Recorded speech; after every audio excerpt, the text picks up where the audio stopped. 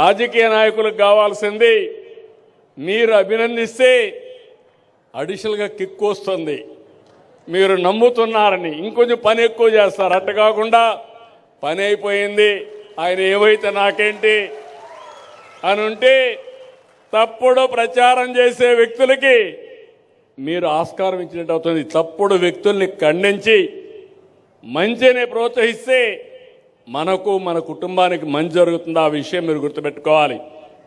తల్లికి వందనం చెప్పాం, ఎంతమంది పిల్లలుంటే అంతమందికి ఇస్తా అన్నాం. ఈరోజు గర్వంగా చెప్పగలుగుతున్నా, 7 మంది పిల్లలుంటే 1,05,000 రూపాయలు 7 మందికి ఆ తల్లి అకౌంట్లో వేసామా లేదా? 3 గ్యాస్ సిలిండర్లు ఉచితంగా ఇస్తానన్నా, ఇచ్చామా లేదా? ఆడబిడ్డలు చెప్పండి మీరే. ఇంకో పక్కన స్త్రీ శక్తి ఉచిత ప్రయాణ సౌకర్యం, ఫ్రీగా తిరగాలంటే ఆడబిడ్డలు మొత్తం ఎక్కడ తిరగాలన్నా తిరిగే సౌకర్యాన్ని ఏర్పాటు చేశాం. అంటే ఇవే కాకుండా ఆటో డ్రైవర్లకు ఇచ్చాం, మత్స్యకారుల సేవలో కార్యక్రమాన్ని ఇచ్చాం. ఇలాంటి కార్యక్రమాలు చేనేత కార్మికులకి రాయితీ కింద కరెంటు ఇస్తున్నాం, ఇవన్నీ చేశాం. ఈరోజు ఒక పక్కన సూపర్ 6 సంక్షేమ కార్యక్రమాలకు పెద్దపీట వేశాం. ఇంకో పక్కన స్పీడ్ ఆఫ్ డూయింగ్ బిజినెస్ అనే పేరు పెట్టి పెద్ద ఎత్తున పెట్టుబడులు ఆకర్షించాం.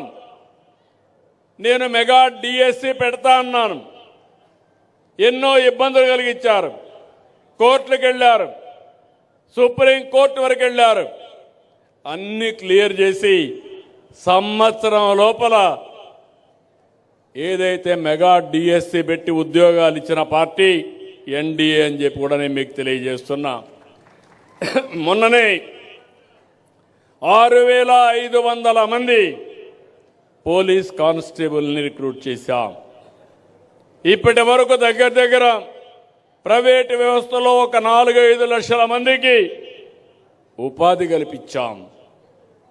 నిన్న మొన్న మీరు చూశారు, దేశంలో వచ్చిన పెట్టుబడుల్లో 25.3% మన రాష్ట్రానికి వచ్చాయంటే అది ఇక్కడుండే ఎన్డీఏ ప్రభుత్వం యొక్క సమర్థత అని మీ అందరికీ విజ్ఞప్తి చేస్తున్నా.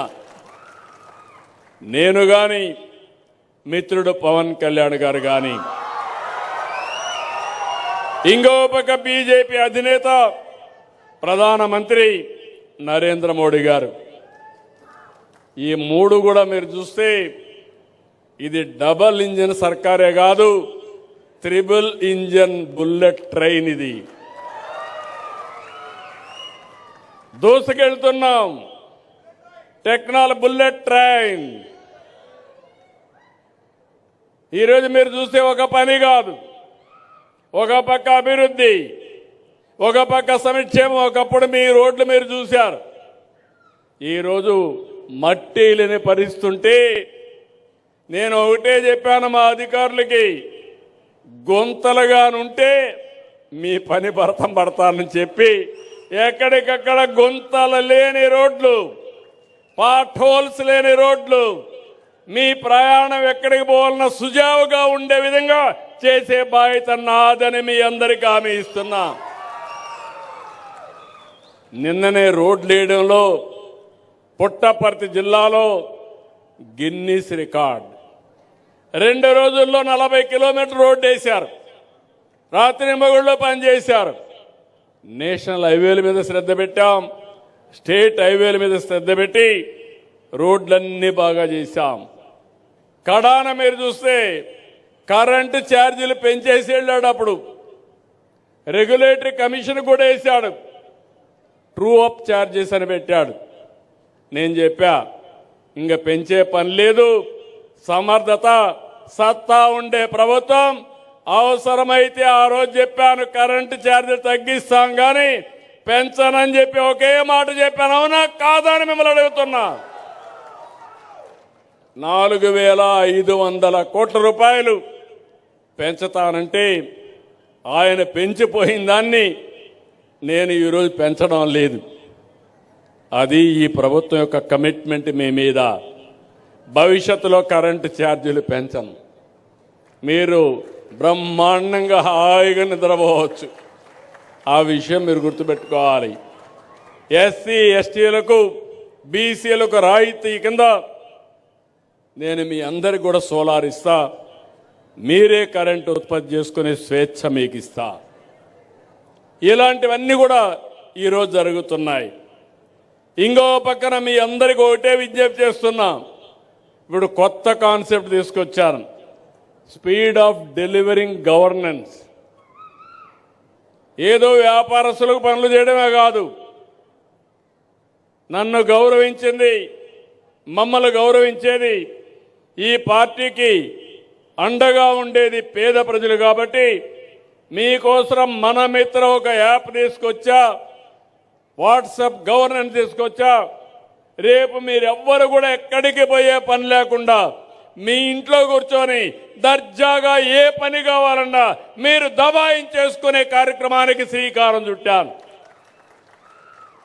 క్యాస్ట్ సర్టిఫికేట్ కావాలన్నా, ఇన్కమ్ సర్టిఫికేట్ కావాలన్నా, మీకు ఏ పని కావాలన్నా, కడాన మీకు ఫోన్లో టైప్ చేయడం తెలియకపోతే మెసేజ్ పెడితే ఏఐ ద్వారా మెసేజ్ని కన్వర్ట్ చేసి మళ్ళా పని చేసి ఆ మెసేజ్ని మీకు చెప్పే బాధ్యత నేను తీసుకుంటానని చెప్పి కూడా నేను మీకు తెలియజేస్తున్నా.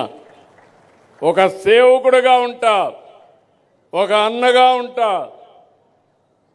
అదే మరిగా మీ అందరికీ ఎక్కడా ఇబ్బంది లేనటువంటి సుపరిపాలనకు నాంది పలకతా. అది నా బాధ్యత. ఇంకో పక్క మీరు ఒకసారి చూస్తే ఇండ్ల దగ్గర కూర్చొని పని చేసుకున్న రోజులు వస్తున్నాయి. వర్క్ ఫ్రమ్ హోమ్ చదువుకోనుంటే పొలాల్లో పనులు చూసుకుంటూ, అవసరమైతే తల్లిదండ్రులు చూసుకుంటూ ఇంటి దగ్గరనే కూర్చొని పనిచేసే రోజులు వస్తున్నాయి నాలెడ్జ్ ఎకానమీలో. మీరెవ్వరూ ఊహించిన విధంగా గూగుల్ అయితే $15 బిలియన్ అంటే దగ్గర దగ్గర 1,35,000 కోట్ల రూపాయలు పెట్టుబడులు పెట్టి డేటా సెంటరు, ఏఐ సెంటర్ని మన విశాఖపట్నంలో పెడుతున్నారంటే ఇటీవల కాలంలో ఏ రాష్ట్రంలో ఇంత పెద్ద ఎత్తున పెట్టుబడులు రాలేదు. అది మనం సాధించిన ఘనత. ఇలాంటివి అనేక కార్యక్రమాల్లో మనం ముందుకు పోతున్నాం. ఇంకొక పక్కన ఈరోజు నేను ఇలాంటివి చేసి టూరిజం నిన్నే చూశారు. విజయవాడలో అమరావతిలో ఆవకాయ అమరావతి ఫెస్టివల్స్ ప్రారంభించాం. ఇక్కడే వస్తే మీరందరూ ఒకటి అడిగారు. ఇక్కడికి వచ్చినప్పుడు జగ్గన్న తోట ప్రబల తీర్థం.